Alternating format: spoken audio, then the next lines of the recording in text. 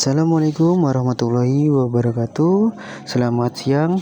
Perkenalkan, nama saya Gilang Ramadan dengan NIM 61201232243 dari Program Studi Manajemen Universitas Primagraha di bawah bimbingan dosen pengampu Bapak Asep Rafiuddin.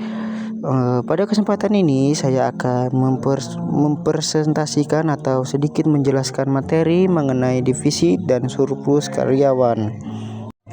Baik, untuk materi yang pertama itu kita akan menjelaskan atau kita akan memahami pengertian dasar. Defisit karyawan itu adalah kondisi saat jumlah tenaga kerja yang ada lebih sedikit dibandingkan kebutuhan operasional, sehingga beban kerja menumpuk, produktivitas turun, dan pelayanan terganggu. Sebaliknya, surplus karyawan terjadi jika jumlah tenaga kerja justru melebihi dari kebutuhan nyata, yang membuat biaya operasional membengkak, efisiensi menurun, dan berpotensi menimbulkan konflik antar karyawan.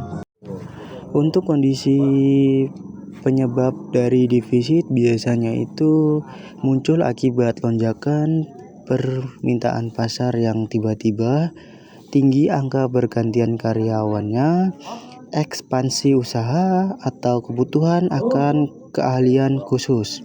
Sedangkan di bagian penyebab surplus biasanya umumnya itu disebabkan oleh penurunan permintaan, penerapan teknologi, otomatisasi, penyusunan struktur organisasi, maupun kesalahan dalam perencanaan kebutuhan SDM. Untuk materi selanjutnya yaitu untuk mengatasi penyebab ini ada beberapa strategi yang bisa diterapkan.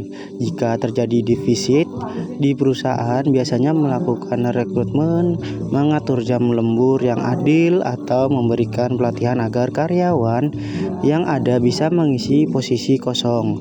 Sementara itu, jika terjadi di surplus, langkah yang bisa diambil adalah menghentikan perekrutan baru, memindahkan karyawan ke divisi yang membutuhkan, atau menyesuaikan jam kerja.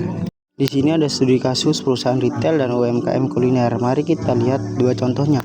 Contoh pertama itu defisit di perusahaan e-commerce X saat menjelang hari belanja nasional, seperti Harbolnas dan atau Lebaran.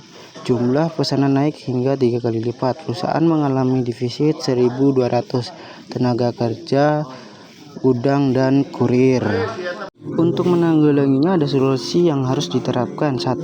Merekrut 800 karyawan kontrak musiman, memberikan insentif lembur dan bonus kinerja untuk karyawan tetap, melatih staf administrasi untuk membantu proses pengemasan barang.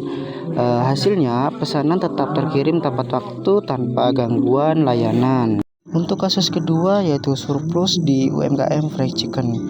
Pemilik menambah 5 karyawan baru karena memperkirakan pembukaan cabang baru, namun izin lokasi tertunda 6 bulan. Akibatnya biaya gaji membengkak 40% dari pendapatan harian, terjadinya surplus tenaga kerja.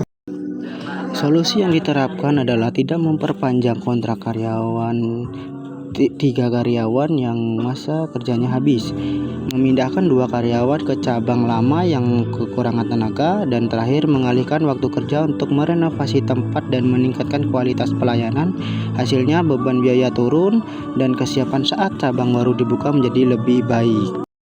Saya untuk ini kesimpulannya adalah dari materi yang kita bacakan adalah defisit maupun surplus karyawan adalah resiko yang pasti ada dalam pengelolaan SDM. Kunci mengatasinya adalah perencanaan kebutuhan SDM yang cermat, memantau kondisi pasar secara berkala, dan memilih strategi yang tidak merugikan pihak perusahaan maupun karyawan. Perencanaan yang matang akan membuat perusahaan tetap efisien, produktif, dan menjaga kesejahteraan seluruh tenaga kerja. Sekian untuk penjelasan materi sedikit dari saya tentang surplus dan defisit karyawan. Mohon maaf bila ada salah kata. Saya akhiri. Wassalamualaikum warahmatullahi wabarakatuh. Oh my